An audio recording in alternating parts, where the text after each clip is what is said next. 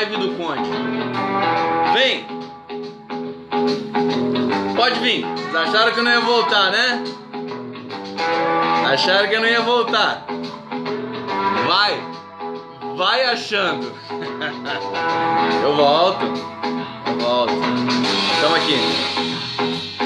Uma live especial para vocês.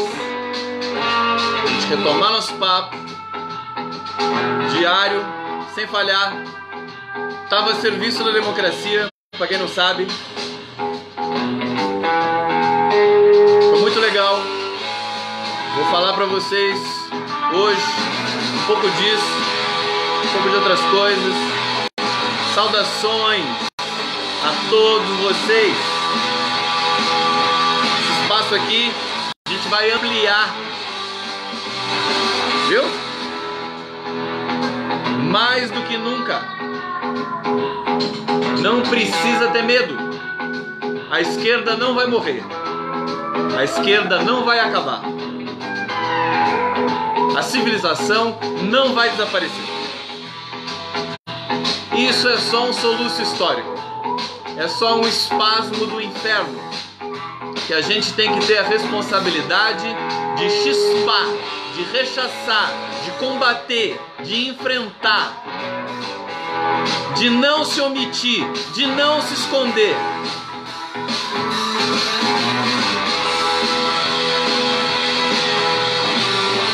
Que não se tenha que as nossas dores sejam apenas dores de quem vai para o enfrentamento, dores da batalha, não dores do não enfrentamento. Nós precisamos nos realinhar e tem muita gente corajosa nesse país. É bom a gente saber disso e é bom a gente saber em que lado a gente quer estar. É bom a gente saber de que forma a gente vai lutar contra essa aberração que apareceu na política brasileira. Saudações. Tô com sangue nos olhos hoje. Botei até minha touca vermelha, tá? Para celebrar ao nosso reencontro. Muito importante para mim, fiquei com muita saudade. Mas eu não ia conseguir fazer a live de Brasília porque eu faço uma live que precisa de uma preparação. Então eu fui lá prospectar informações, buscar espaços, e acho que é bom a gente também fazer essa pequena pausa para voltar fortalecido. Faz parte. É nóis! Vem pra live do Conde! Vem! Tamo aqui! Celebrando com fundo musical, sem direito autoral, para falar de política, cultura, Brasil, para falar de resistência, não só de resistência, mas de avanço.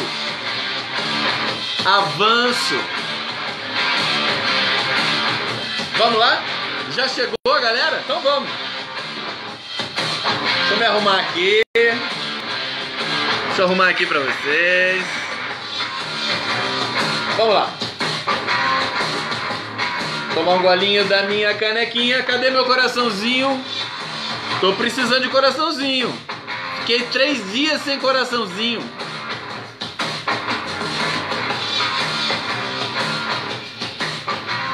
Bom, primeira coisa, já tem gente aqui perguntando e falando, é Lula livre ou não? É claro que é Lula livre. É claro que é Lula livre. E muito mais do que isso, a situação agora, ela é de muita... nós temos que ter muito cuidado. Cuidado no sentido de não hesitar.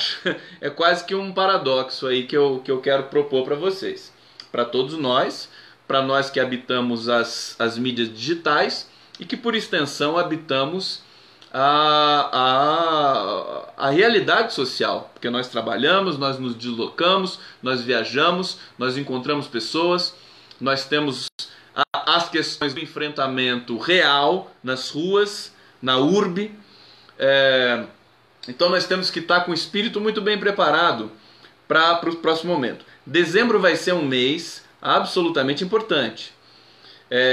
Muito importante, porque a situação do Lula em Curitiba, evidentemente, a cada dia que passa, por mais resistência, coragem e força que o Lula tenha, a situação fica complicada politicamente para um Brasil que se ressente de um pensamento político nesse momento.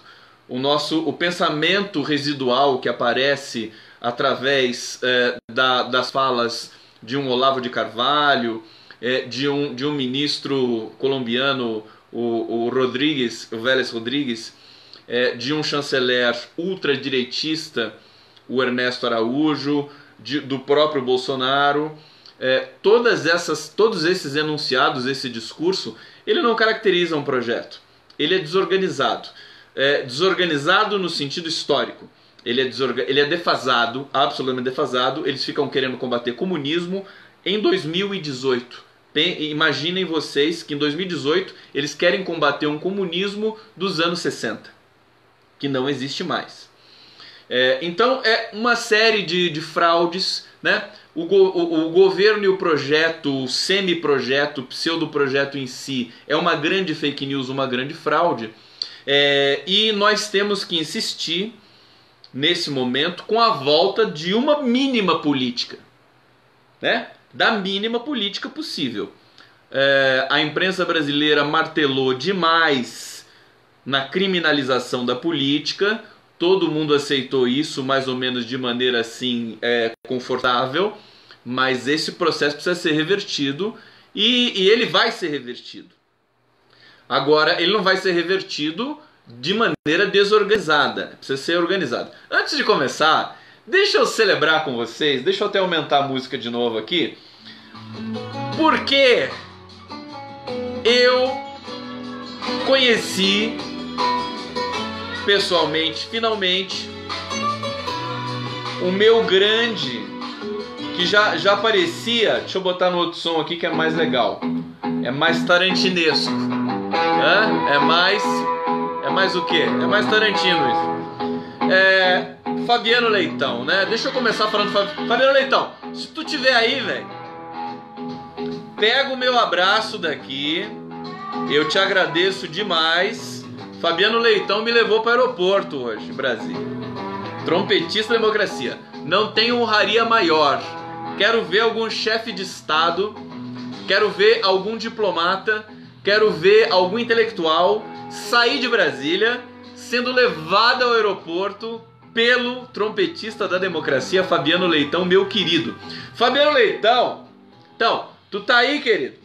Ele assiste, ele tá presente e a gente conversou demais. Antes de mais nada, Fabiano Leitão, vou falar diretamente a você. O que mandaram de beijo pra você aqui não tá escrito, hein? Eu fiquei até com ciúme, hein? Mandaram, manda um beijo pra ele, um beijo, eu amo, adoro, e não sei o que, ele é lindo. Pô, Fabiano Leitão, fala sério, tu tá aí, velho? Então, é pra você, então eu tô te mandando todos os beijos, mais de 1000 beijos pra você, que eu também mando esses beijos, porque você é muito querido mesmo. E, gente, o Fabiano Leitão, ele não é só esse cara né, que tem essa sacada sensacional do trompete e tal, de fazer os links aí, de invadir os links da Globo, né? Ele não é, ele é um cara extremamente inteligente. Ele me disse coisas absolutamente importantes para a gente compreender o que está acontecendo no Brasil. Ele é um cara do movimento, ele está na rua. Isso é muito legal. Ele tem muita informação, tem muita sensibilidade. É um cara sensacional. Sensacional. A impressão que eu tive quando a gente se encontrou lá em Brasília é que a gente se conhecia desde pequenininho. Foi muito. Essa coisa da afinidade política tem esse poder.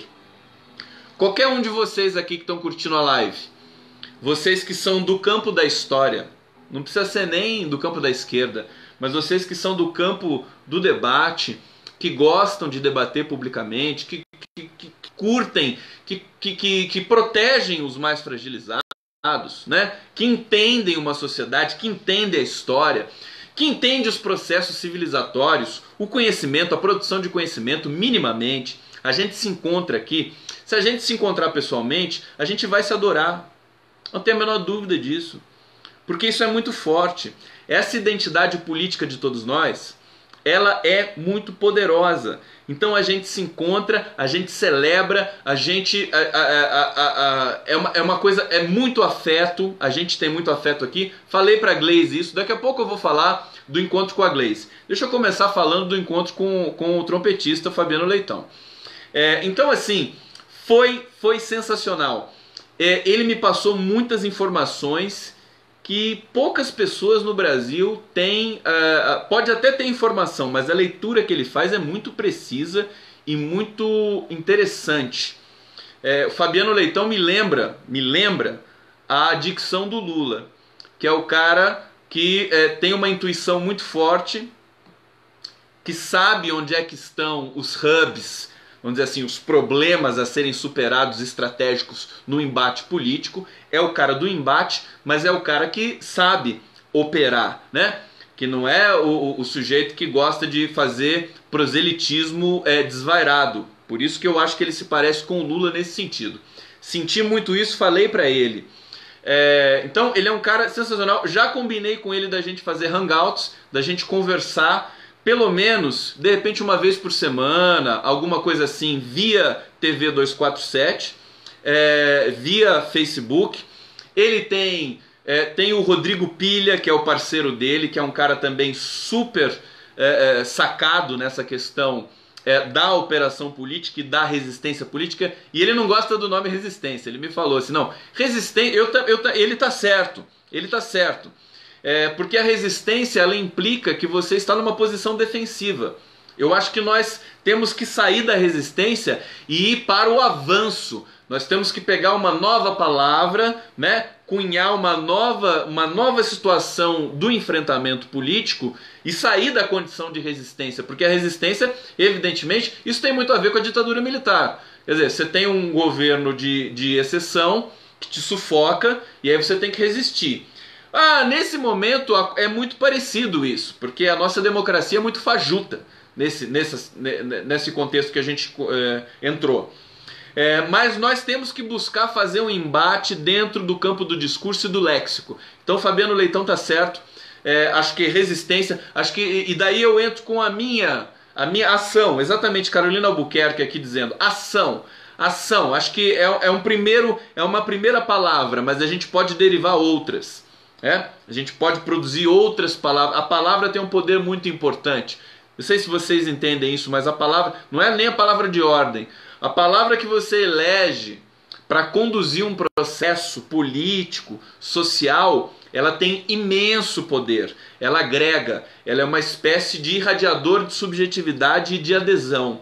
A palavra, o léxico, o lexema, que é resistência, ação, coragem, valentia, democracia, palavras que a ausência da gramática, vamos dizer assim, ela torna um vetor simbólico muito mais poderoso e de muito mais apelo. As palavras são muito poderosas e isso tem que ser pensado. Isso foi um papo que eu tive com a Glaze também lá em Brasília.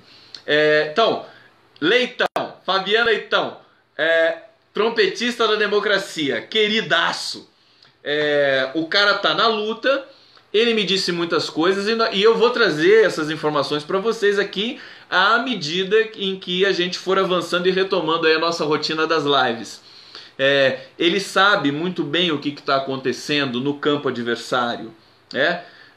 Brasília é uma cidade, embora ela seja majoritariamente bolsonarista nesse momento, nunca esquecer que é um momento, que não é para sempre, não é eterno, mas porque, evidentemente, e ele é um cara muito bem formado. O Fabiano Leitão é genial, gente. Ele sabe a renda per capita, ele sabe a história, o pai dele foi perseguido pela ditadura, tem histórias assim sensacionais para contar, ele tem muito conhecimento histórico. Quer dizer, não é à toa que esse cara pegou o trompete e foi pra rua. Aquilo ali é conceitual, aquilo ali não é uma coisa assim, uma aposta. É conceitual, não é para chamar atenção. Aquilo realmente vem de dentro do Fabiano Leitão. Ele é um cara sensacional, fiquei fã dele. E ele disse, por exemplo, você tem bairros ali em Brasília, na Asa Sul, segundo ele, que a renda per capita é 70 mil reais. Brasília é uma cidade muito estranha. A gente discutiu isso também lá, a gente conversou, porque ele não é nascido lá, mas ele cresceu lá, estudou em colégios ali, conhece... Ele também é um cara que sente aquela cidade, que é uma cidade muito estranha, e que eu senti também essa estranheza muito forte nesse momento. Também quero dizer e vou inserir aqui nesse papo com vocês. Vocês estão curtindo esse papo? Tá legal? Posso falar um pouquinho do que foi minha visita em Brasília antes de cair nas questões políticas propriamente ditas aqui para vocês? Então, reencontrei um grande amigo meu linguista, o Leonardo Couto, a quem eu deixo um grande abraço também agora, porque ele me recebeu lá na maior camaradagem, cara muito legal. Sempre nós tivemos uma história juntos lá em Campinas, estudamos juntos. Eu fui sujeito do Léo. O Léo é um foneticista, é um cara que estuda os sons da fala, através também das questões semânticas e do sentido, que daí entra na fonologia. É um cara muito safo nesse sentido, muito inteligente, produziu muita coisa importante, estudou nos Estados Unidos também, e eu fui um sujeito dele, fui gravar algumas falas num dado momento no laboratório de fonética, que é o laboratório, acho que o laboratório mais importante do país, que é o LAFAP, que é na Unicamp. Ele trabalhou lá, e eu fui gravar uns sons ali para ele fazer as medições, Bom, Léo Couto, conversamos muito. Pablo Arantes, também grande amigo meu da graduação, da pós-graduação da Unicamp, ele é de Brasília, ele estava lá, ele é professor em São Carlos, também é foneticista, é um linguista muito completo. Conversamos muito sobre tecnologia, sobre comunicação.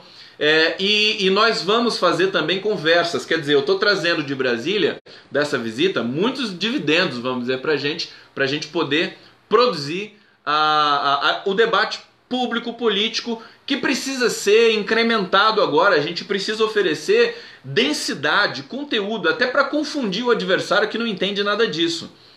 Usar todas as armas. Os linguistas vêm aí, eu já aviso vocês. A gente vai fazer uma frente de linguistas, para poder desarmar essa bomba que é o uso de fake news em plataformas digitais e o uso de disparos coletivos e do Telegram, de todas essas plataformas, de maneira a utilizar a notícia e produzir uma adesão artificial que vira um joguinho para todos e justamente para o campo bolsonarista, que não tem compromisso com nada, que não quer saber de Brasil, mas que quer curtir, trollar e detonar a esquerda, trollar e detonar a política, trollar e detonar a civilização, detonar, desqualificar o debate público.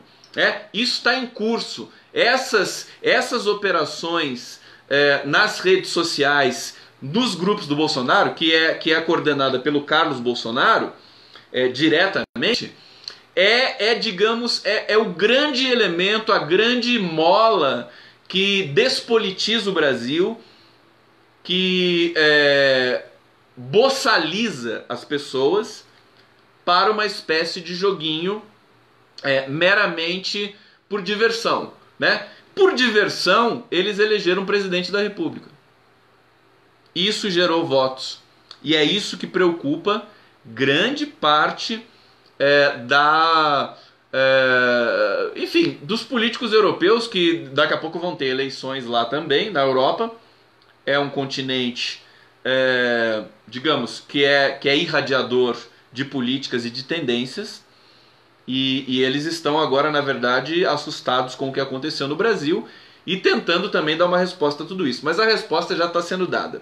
Então, fica esse recado dos meus queridos amigos, parceiros que eu encontrei em Brasília. Foi muito legal, e depois a gente ainda vai ter produções nesse sentido aí para vocês saberem como é que foi essa viagem. Senti muita falta de vocês, a gente falou disso lá, porque a live é um lugar de encontro, e Mas lá eu não conseguiria fazer de qualquer maneira. Eu poderia fazer uma coisa diferente e tal, mas achei melhor que vamos fazer essa pausa e eu aproveito para trabalhei bastante para prospectar, para investigar, para conversar, para debater o máximo possível com as pessoas que estavam ali. E para trazer uma temática renovada aqui para vocês na linha da defesa da democracia. Então, essa questão da resistência, o próprio PT e essa conversa que eu tive com a Gleice, é natural que o PT ocupe uma posição defensiva porque ele é atacado. O PT é atacado desde sempre. E aí eu quero começar a falar disso para vocês. Vamos botar mais uma musiquinha aqui? Vamos lá de novo, porque não vai dar tempo de falar tudo que eu preparei, mas eu quero tentar. É nóis! Vocês estão curtindo a live do Conde. Conde tá de volta. O Conde de Caçapava tá de volta. Segura aí, velho. Onde vocês estão? Cadê o coraçãozinho? Onde vocês estão ouvindo o Conde? Na rua? No túnel? No trânsito, no trabalho. Cadê?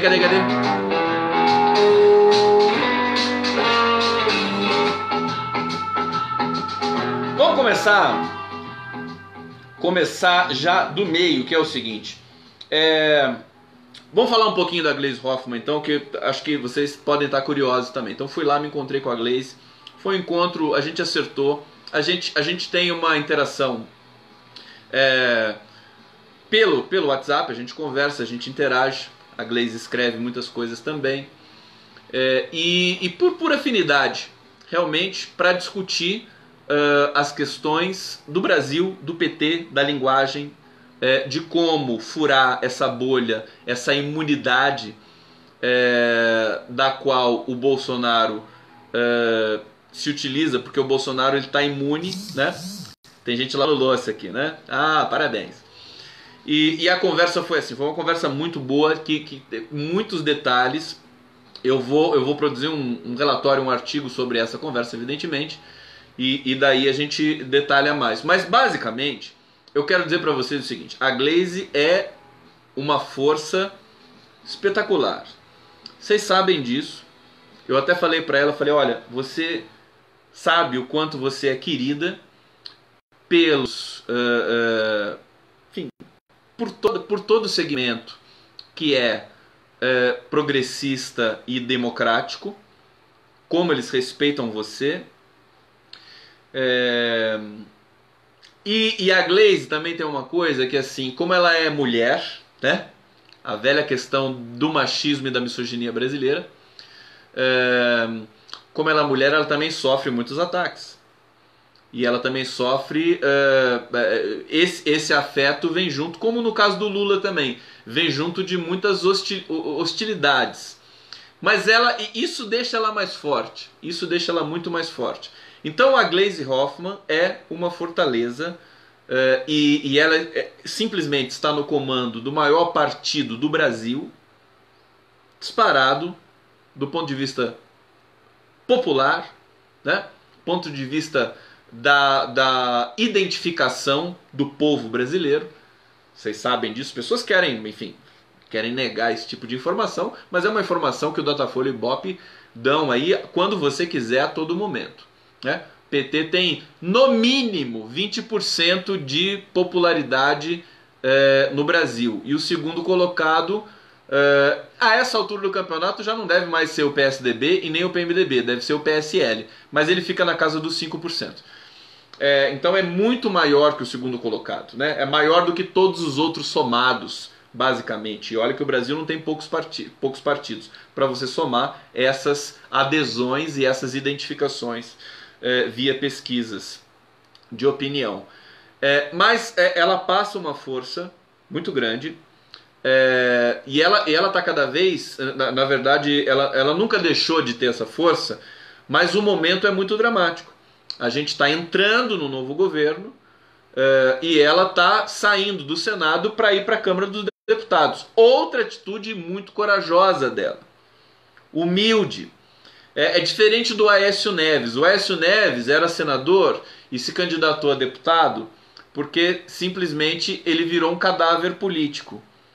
Ele estragou o país inteiro com a sua playboyzice, né? Com a sua infantilidade de não aceitar um resultado eleitoral e querer sabotar o governo Dilma, e se meter, como ele sempre se meteu, em muitos fatos de corrupção, através de Furnas, através do governo de Minas, enfim, ele é acusado de várias coisas, inclusive na própria Lava Jato, mas tem os seus protetores no STF, sendo que um deles é o Gilmar Mendes. Fernanda Scherer, saudade de você, querida. 23%, isso, PT com a maior preferência do eleitorado nacional. Mas a Glaze não. A Glaze, a opção pela Câmara, simplesmente porque foi uma análise conjuntural de muitos ataques ao PT, de uma disputa muito acirrada no Paraná, que é o estado dela, e ela teve que escolher, evidentemente, uma maneira de continuar na luta. E ela escolheu, nesse ponto, a meu ver, humildemente, a Câmara dos Deputados, e teve uma votação maravilhosa, acho que uma das maiores do PT do país, para deputado, e ela vai continuar essa luta. Então ela encarna realmente, não é à toa que o Lula foi um dos artífices da eleição, da aclamação, digamos assim, da Gleisi Hoffmann como presidenta do partido. Né? Eu me lembro muito bem disso. Acho que o Lindbergh também estava querendo esse cargo. Não sei como não me lembro mais. Mas a Gleisi Hoffmann, ela tem a legitimidade, né? Ela é muito respeitada dentro do PT. É muito legal a gente ver isso pessoalmente. Ver o tamanho do respeito que ela tem e ver como ela é pessoalmente, como ela é uma mulher que ela tá sabendo. Vou falar uma coisa pra vocês. A Gleisi Hoffmann, ela tá sabendo tudo que está acontecendo no país, tudo que está acontecendo nas redes, toda a questão estrutural do governo Bolsonaro, da comunicação, das redes sociais, das fraudes, das fake news, de uma certa saturação do próprio discurso da esquerda que precisa ser renovado. Ela sabe de tudo isso. Ela sabe da questão da autocrítica, que o PT é um partido que faz autocrítica, mas que ele é sabotado e desqualificado pela opinião pública elitista brasileira. Ela tem a clareza de tudo isso. Quando você tem uma política, uma liderança da grandeza da Gleisi Hoffmann, que tem também esse conhecimento técnico, eu tenho que dizer para vocês, o enfrentamento que tem que se dar e vai se dar, ele fica mais interessante, ele fica mais qualificado. Então a Gleisi é sensacional. Nós conversamos muito, não vai dar para descrever para vocês tudo que foi, mas aos poucos, e sobretudo eu quero organizar o que foi a conversa, né? Para a gente poder desdobrar isso. A gente está, para vocês entenderem então qual que é o momento. Então Gleisi Hoffmann, tá? Em primeiro lugar, puta mulher, genial, genial. Muito forte, presente, democrática. Ela tem o partido, falei com ela assim, poxa, o partido, o PT é o único partido que tem correntes internas. E são correntes que disputam espaço. E ela me disse, e não é fácil, são 8 correntes dentro do PT. Não é fácil você produzir democracia interna. Você percebe que os outros partidos são um aglomerado de interesses e nada mais. Sem projeto. Pega o PSDB, pega o PMDB, pega o PSL agora também. São amontoados de interesses privados. O PT é uma diversidade de propostas dentro da linha progressista de esquerda associada historicamente ao PT. Então é por isso que eu botei o nome da live de o PT se realinha com a força da sua história. Esse é o ponto. Que o PT está se realinhando, ele precisa se realinhar, precisa ver a questão do Lula, evidentemente, eu vou falar já para vocês, mas com a força da sua história, não negando a sua história. O PT não nega a sua história. O PT não esquece o que escreveu. Esse é o ponto, né? Eles têm orgulho da história.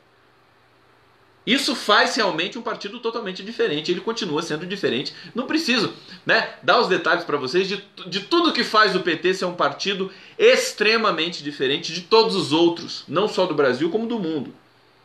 Só para relembrar, um partido que é formado por comunidades eclesiais de base. Você tem aí uma questão religiosa que é complexa. Movimentos sociais, sindicatos, intelectuais. Só isso faz do PT um fenômeno único no mundo. Do país, talvez o país mais heterogêneo etnicamente do mundo, étnica e culturalmente do mundo, que é o Brasil, continental. Evidentemente você tem um partido que é decorrente dessa riqueza, dessa profusão e dessa multiplicidade de tendências culturais e ancestrais, né? Então o PT ele reúne essa questão do movimento negro, o movimento da mulher, né? É uma piada. O Partido da Mulher parece que só tem homem no Partido da Mulher. É uma vergonha. Então se você quiser defender a mulher no Brasil, para que partido você vai? Aonde você vai buscar informação? Aonde você vai buscar proposições? Você vai no PT. Negro, movimento negro, direitos dos negros no Brasil. Tanto que o Haddad, na Bahia, que é o estado mais negro do Brasil, teve 70% da votação. Então, o PT é forte. As pessoas ficam dizendo que não sei o que acabou, e também fica naquela sofrência de dizer a esquerda acabou. Não acabou, não vai acabar, não precisa sofrer por isso. Tá certo? Bom, eu não quero me perder aqui, mas eu acho que tem uma coisa muito importante que a gente precisa conversar frontalmente, que é assim, uma diferença muito grande entre o PT e os outros. Essa malta que se apoderou do poder em Brasília. Eles querem aniquilar o adversário. Eles querem a extinção. Isso por si só já é uma atitude que deveria ser passível de uma espécie de... Enfim, a ONU, por exemplo, poderia ter uma resolução, né, internacional que, se você tiver um partido totalitário, se tiver um segmento político que quer aniquilar o seu adversário, ele vai ter que sofrer consequências legais, civilizatórias. Porque esse desejo de aniquilar o outro é o desejo do fascismo, que é essa palavra que ainda os brasileiros não entendem tão bem, mas é exatamente isso, aniquilar o outro. O PT nunca quis aniquilar o outro. Nunca quis exterminar o PSDB ou exterminar a direita brasileira, porque o PT sabe o que é a democracia. Claro que o PT e a esquerda quer um adversário melhor, mais qualificado. Eu sempre me ressenti de, por exemplo, ter um PSDB tão degradado desde os anos 90, um partido que não formula políticas, um partido ressentido, partido traumatizado. É muito ruim você ter um adversário moralmente tão fraco assim. Sempre. E veja, é muito importante que o PT tenha um adversário à altura dele. Um adversário no campo político que possa produzir uma crítica consistente e qualificada. Para desse jeito, inclusive, potencializar as próprias soluções que o PT pode vir a dar num debate ou numa governança. Seria um processo virtuoso, alternância de poder com partidos qualificados com projetos. Mas no Brasil vocês sabem que a coisa não funciona assim. É uma pistolagem generalizada, né? Os outros partidos políticos querem destruir Eles, inclusive hoje, né, nesse momento histórico, PSL, Bolsonaro, o que sobrou do PSDB, que é o dorianismo, né, eles todos, basicamente, apenas funcionam e conseguem enunciar alguma coisa combatendo o comunismo romântico inexistente, extinto dos anos 60 e combatendo o simulacro que eles fazem do PT. Que é aquele PT que não existe, porque o PT não é xiita, não é ortodoxo. O PT é um partido, basicamente, se você quiser definir, de centro-esquerda, que negocia. E ele só é hegemônico pelo trabalho que ele faz, não porque ele força isso. E ele não quer aniquilar o seu adversário. Ele reconhece. Eu me lembro, não sei se vocês se lembram, quando o Lula era presidente, por que ele tinha tanta... Por que ele conseguiu fazer um governo tão espetacular? Veja, justamente porque ele não quis aniquilar a própria direita que estava lá no Congresso Nacional. Eu me lembro que quando o Severino foi eleito presidente da Câmara, um dos poucos que defenderam o Severino foi o Lula. O Severino depois estava envolvido em corrupção e tudo mais, na cantina do Senado, quer dizer, uma coisa assim, inacreditável, né? Quase que pela precariedade, né, da corrupção que ele poderia praticar, ele só conseguiu corromper a cantina, enquanto a gente sabe que todos os políticos lá do Senado, a corrupção é muito maior, é com empreiteira, é com estatal, é com uma coisa muito mais complexa. Veja, o Lula reconheceu, falou, o cara foi eleito? Ele foi eleito? Foi, pelo povo, acho que de Pernambuco, né? Pelo povo. Então, ele pode ser candidato a presidente da Câmara? Pode. Então ele tem direito de ser o presidente da Câmara. Tá certo? Veja, o Lula tinha essa característica, tem essa característica, falando no presente, né? Porque o Lula tá aí, né? E a gente vai falar dele já já. Ele tem essa característica de respeitar o seu adversário, mesmo não concordando com nada do que ele faz, produz ou diz.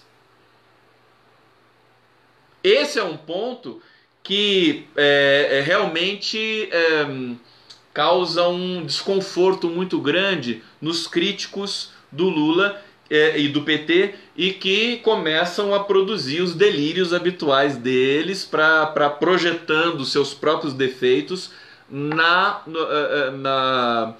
maneira com a qual o PT concebe o seu fazer político. Tudo bem? Vamos falar do Lula um pouco, né? Então só para vocês relembrarem, né? O PT, queridos, ele sempre foi vítima de uma articulação violenta da elite e da direita brasileira, mas desde que nasceu. O PT sempre foi hostilizado, perseguido. Vamos lembrar comigo? 1989, Lula candidato à presidência da República, adversário Collor. Você teve a fake news daquela época, hein? Fake news sem internet ainda, mas fake news. A Polícia Federal mandou os sequestradores do Abílio Diniz, chilenos, colocarem a camisa do PT para tirar uma foto e soltar no jornal na véspera da eleição. Sujeira, jogo baixo, mau caratismo, corrupção deslavada, né? Tentativa de interferir nas eleições. Não foi suficiente. Se lembram disso? Só buscar na história, pode pesquisar à vontade.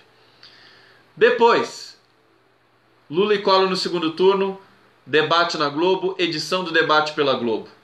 O Boni já assumiu, que falou que o Roberto Marinho mandou fazer uma edição que privilegiasse o candidato deles, que era o Fernando Collor de Mello. Não bastasse tudo isso, apareceu aquela denúncia fajuta da mãe da filha do Lula, da Lurian, dizendo que o Lula tentou abortar e tudo mais, que pediu para abortar, aquela coisa, aquele jogo baixo da vida pessoal, uma coisa assim absolutamente um mau caráter na sua plenitude máxima, que também truncou as eleições de 1989. Primeiras eleições depois da ditadura militar que o PT deveria ter ganho. O Lula ele é tão democrático, tão humilde, que quando ele lembra das eleições de 1989, ele diz assim, não, foi melhor o PT perder, porque daí ele aprendeu mais e tal, aprendeu com a derrota e tudo mais. Eu não concordo com o Lula, eu acho que devia ter ganho aquela eleição, porque quando o PT ganhou, o PT foi ficando melhor ainda. Eu discordo, eu sou da contracorrente mesmo, podem, enfim, tá nem aí se você não gostar da minha compreensão de política, que o PT foi, eu acho que o PT ficou melhor, né? Porque ele viu que era possível produzir uma política pública muito agressiva no sentido de trazer, de tirar, né? Porque você não consegue tirar 40 milhões de pessoas da pobreza, você não consegue incluir 7 milhões de pessoas no ensino superior, você não consegue dar a condição para o trabalhador voar de avião, viajar, comprar seu carro, sua casa, se você não tiver coragem, meu querido. Se você não tiver coragem política. Você não vai fazer isso só com teoria. Que era a história do PSDB, tecnocracia na veia. Eles achavam que com tecnocracia, com alguma teoria aí macroeconômica, você poderia consertar o país. Não dá certo. Não dá certo. Então você teve essa eleição, ele diz assim, mas foi melhor para o PT. Eu acho que não. Acho que foi um mega atraso para o Brasil ter que aturar o Collor de Mello, entendeu? 2 anos fazendo as merdas que ele fez, e depois você ter aquele truncamento juntamente com o Congresso Nacional, porque daí vem aquilo foi um golpe contra o PT. Já era uma espécie de golpe. Para impedir sempre o PT, sempre a elite brasileira, e o PT vem desde 89 sendo o segundo turno das eleições, sendo o segundo colocado e estando ali em parelho, representando no mínimo a segunda força do país. Então, PT, queridos, no mínimo a segunda força do país. Pode passar 30 anos que vai continuar sendo a segunda, no mínimo a segunda força do país. Ou é a segunda ou é a primeira. Tá ruim, né? É ruim ser petista. Então, o Fabiano Leitão, trompetista, ele me disse o seguinte, tem que parar com o medo. Eu também acho isso. O petista não pode ter medo de ser petista. Tem que ter orgulho de ser petista. Esse é um fato que foi, digamos, semeado pela sementinha do ódio, e que muita gente da elite brasileira ficou com medo de manifestar sua preferência política, porque tinha medo que as pessoas vão falar, nossa, mas como é que eu vou jantar, né, com essa minha amiga? Como é que eu vou na casa dessa pessoa? Isso a gente viu sem parar. Por exemplo, Chico Buarque foi um cara que nunca se curvou a esse tipo de covardia política. Por isso que ele foi hostilizado várias vezes. E por isso que ele produziu aquele disco que é o Caravanas, que é um dos melhores discos da carreira dele, que ganhou 2 Grammys. Então, depois, vamos só lembrar rapidinho, para eu poder argumentar a questão do Lula livre, né? Depois que o Collor foi impedido, quem assumiu? O Itamar Franco. O que se articulou com o Itamar Franco? Já com medo do PT, que estava muito forte porque perdeu a eleição para o Collor. Todas as ameaças que disseram que o PT ia fazer, que ia confiscar a poupança, quem fez foi o Collor. E aí a gente entende como é que a elite brasileira opera, através de delírios projetivos. O que ela faz, o crime que ela comete, ela diz que o PT comete. Isso é estrutural no Brasil. Verônica Dantas está dizendo que está chegando a hora. Que hora, Verônica Dantas? Que hora que está chegando? Me explica isso. Eu quero saber. Veja, Eles articularam Fernando Henrique Cardoso no Ministério da Fazenda, porque tinha uma palatabilidade, né, ali com o eleitorado, PSDB e tal, chegando para abocanhar e ficar no poder os seus 8 anos, queridos, né? Foi uma espécie de golpe ao Lula, ele foi para a eleição, disputou, eles equalizaram a questão da inflação na economia, que serviu de gancho para que o povo brasileiro aceitasse, com toda a imprensa trabalhando a favor do Fernando Henrique, e eleger o Fernando Henrique Cardoso em 94.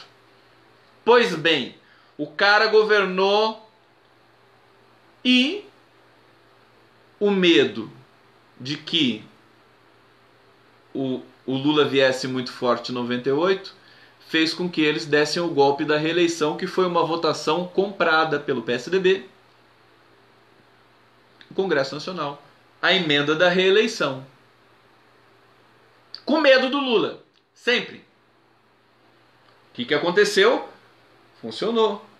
Funcionou ao custo de todo o segundo mandato do Fernando Henrique Cardoso, que teve que desvalorizar a moeda no primeiro mês de 99. Depois que foi eleito, vocês sabem disso, da crise cambial. E dos escândalos que se seguiram, que fez do segundo governo do Fernando Henrique Cardoso. Fernando Henrique Cardoso saiu da presidência com a popularidade no lixo. Se eu não me engano, era 30%. Era na casa dos 30%. Vê a diferença do Lula, que saiu com a popularidade na casa dos 90%. Veja, aí, depois do segundo mandato do senhor Fernando Henrique Cardoso, não teve mais como.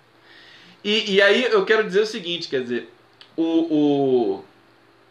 quando a gente olha o ódio que toda elite brasileira tem contra o PT, que ora é mais forte, ora é menos forte, mas sempre está lá, sempre teve, não é novidade nenhuma. O ódio contra o PT não nasceu depois que o PT chegou à presidência, ele já existia antes.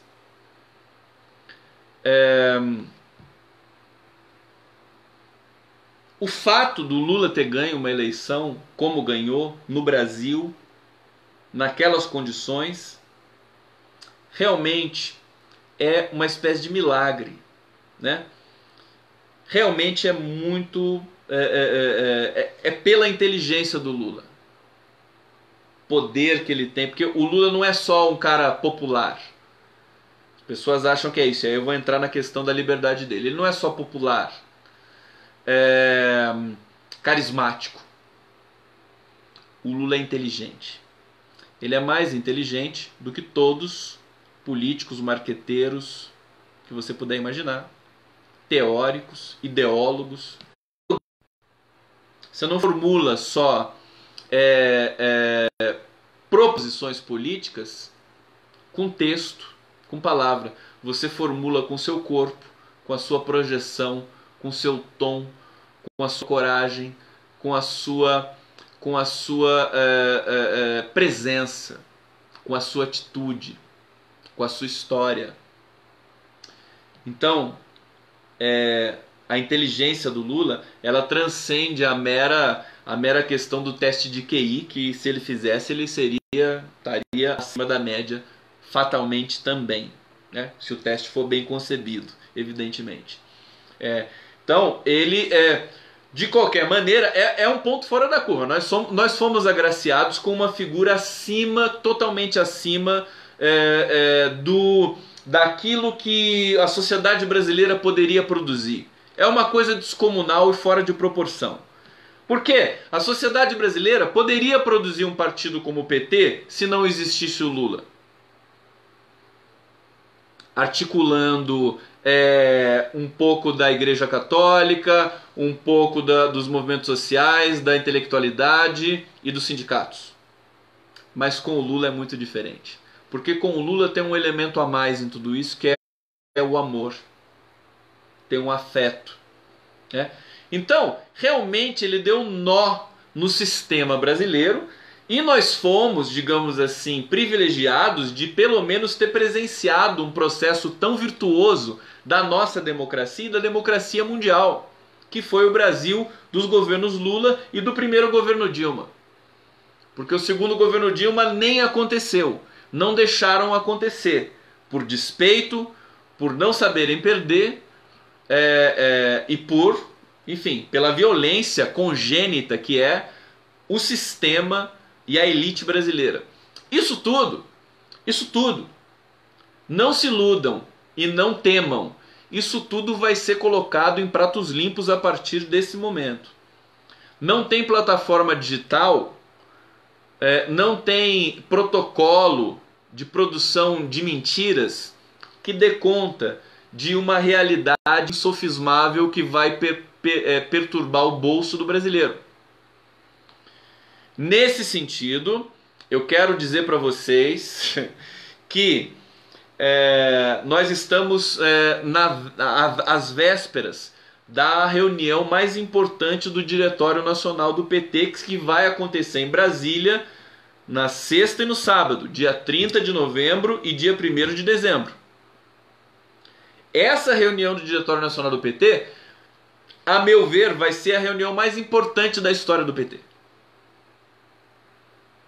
Porque eles vão ter que discutir dentro da democracia interna que eles têm os rumos que o partido vai ter que dar para produzir a oposição possível ao Bolsonaro. Possível no sentido de que não pode ser uma oposição meramente institucional.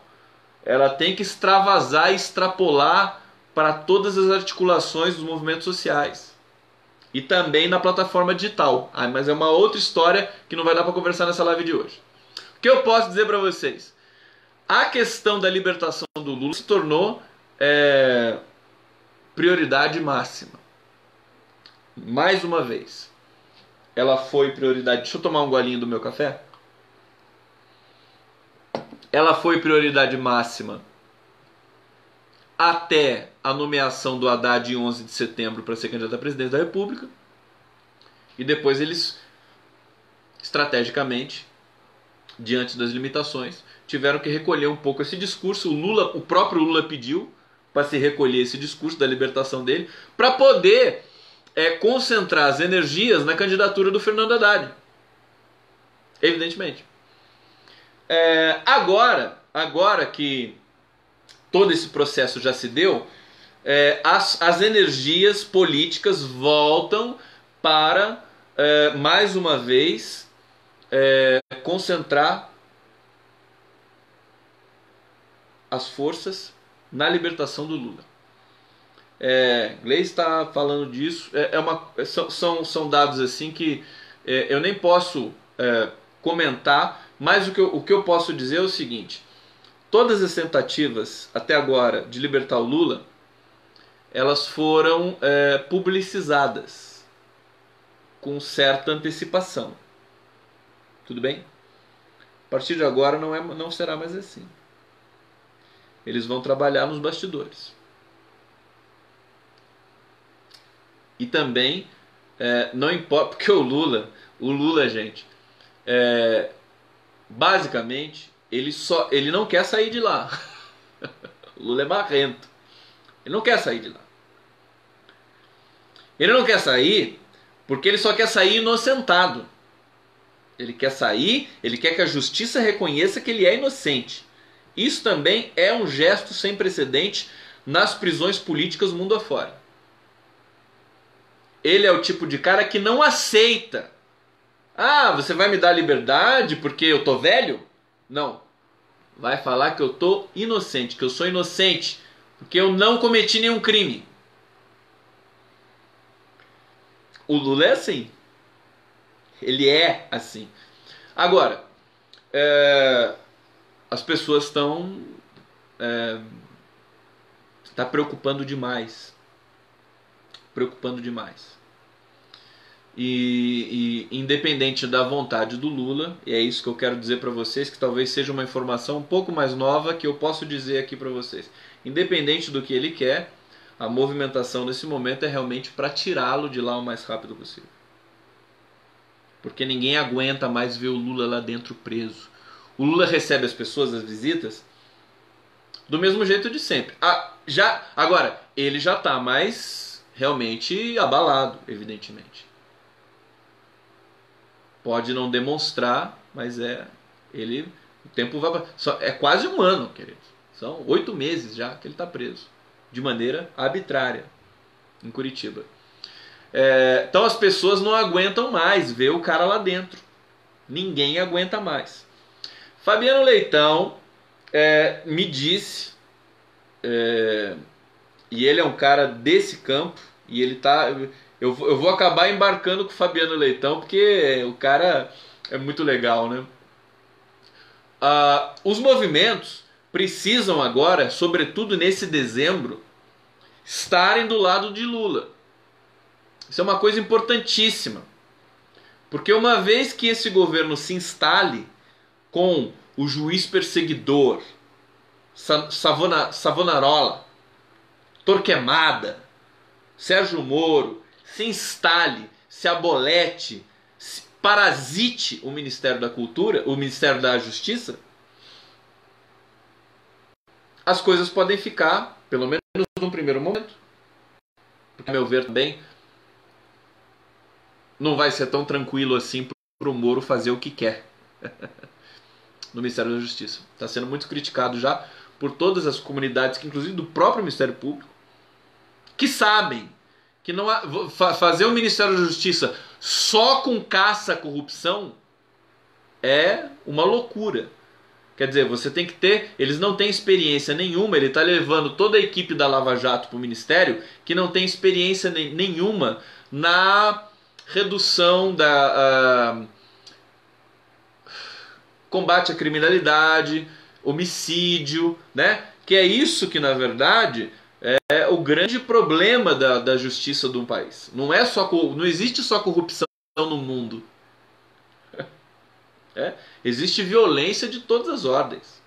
Bom, então, o trompetista, meu querido amigo Fabiano Leitão, da Democracia, está dizendo, e isso eu vou reiterar aqui com vocês sempre, em dezembro é um momento para que a população, mais uma vez, se projete na proteção ao Lula, na sua relação de amor com o Lula. Isso precisa novamente ser reforçado diante da sociedade brasileira. E é por isso que eu acho também que, portanto, a reunião do Diretório Nacional do PT na sexta e no sábado será a reunião mais importante da história do PT. Para resumir e para finalizar, por que mais importante? Porque eles vão ter que compreender o novo momento que o Brasil vive. Diferente do que foi tudo. A política, o debate político, ele está suspenso. Nós tivemos aí uma operação, um jornalismo muito mal feito durante muito tempo, somado a uma propagação de fake news muito criminosa,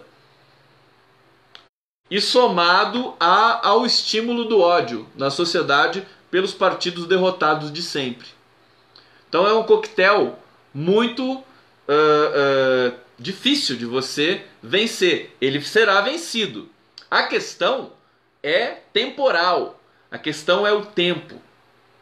Tem a história do Palocci também, mas não vai dar tempo de falar tanta coisa aqui. Quer dizer, o Palocci foi lá. O que aconteceu com o Palocci? A Polícia Federal, porque não é nem o Ministério Público que faz a delação dele, que colhe a delação dele, é a Polícia Federal. Porque com o Ministério Público ele já teve problemas, contradição e tudo mais. Deixa eu desligar o ventilador aqui porque minha rinite já está atacando.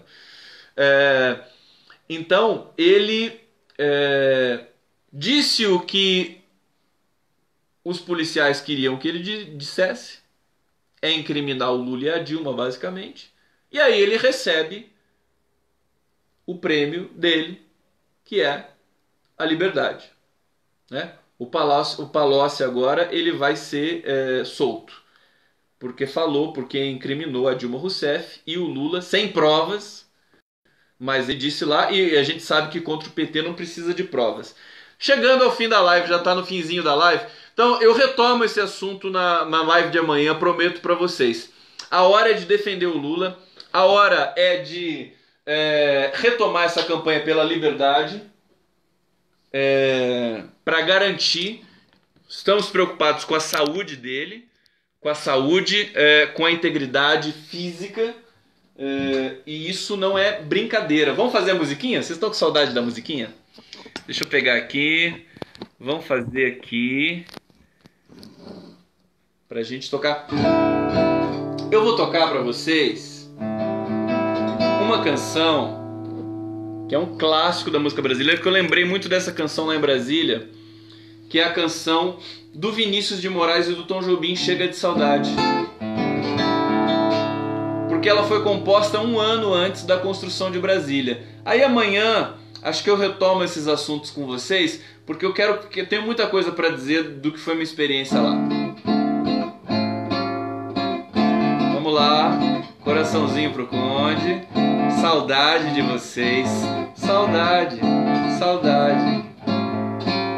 Vai, minha tristeza, e diz a ela que sem ela não pode ser.